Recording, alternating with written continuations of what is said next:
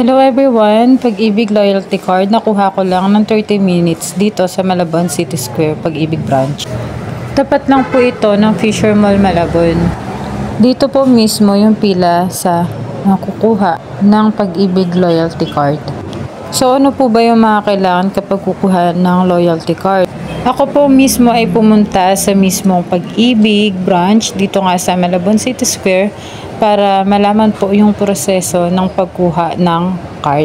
Ang abiso po nila sa amin ay 50 person lang po ang pwede nilang ma-accommodate araw-araw. So ang pila po ay mag-start ng 6 AM to 7:30.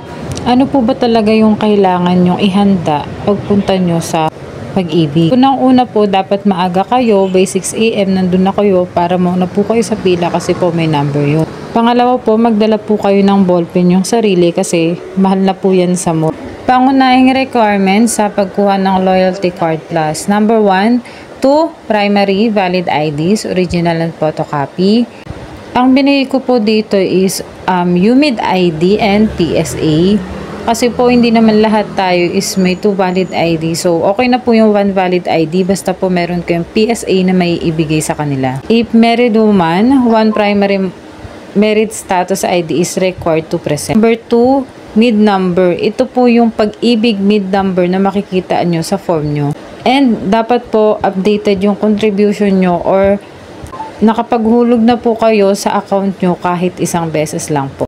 Kung nahinto naman po kayo sa paghuhulog ng Pag-ibig, kailangan nyo po magbayad ng 100 pesos para maging active po ulit yung account nyo. Number 4, yung cellphone number, ang ibibigay nyo po is yung active kasi makaka-receive po kayo ng updates sa Pag-ibig.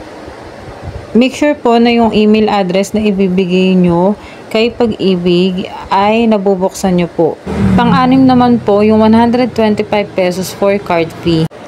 Alin man ang hindi maibigay sa mga nabanggit ay hindi mai po proseso ang inyong Loyalty Card Plus application. So, note po sa mga pupunta, make sure po na lahat ng nabanggit ay dala nyo po.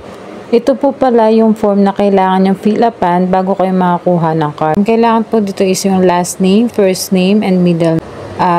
Date of birth, civil status, marital status kung single ka ba or married, yung gender, female or male, place of birth, cellphone number, email address, occupation, yung trabaho mo ngayon, mother maiden name, company name, and address. Sa pangalawang page naman po, firma lang ang kailangan. Ito po yung pila na 6 AM. Number 3 po ako dyan. Before 7:30 AM naman po, nagbibigay na ng number yung guard. By 7:30 AM, nasa loob na po kami ng mall para mag-fill up po ng form. Natin yan. Upload natin. So, pagdating nyo po dyan, may mga nakaredy na naupuan para doon sa mga mag-fill up ng form. Before 8 AM, pinapasok na din po kami dyan. And ayan po yung pila. Dito po, titingnan nila kung tama yung details sa fill up form mo dun sa alam mo na PSA or government ID. Ito na yung last step. Pipicturean ka nila, kukuhanin yung thumbprint mo, yung pirma mo. After po nito, ibibigay na nila kaagad yung ID mo. Ganun lang po siya kadali. Hello po sa staff ng Malabon City Square, Pag-ibig. Ang babait po ng mga staff and very accommodating kahit po si Kuya Guard.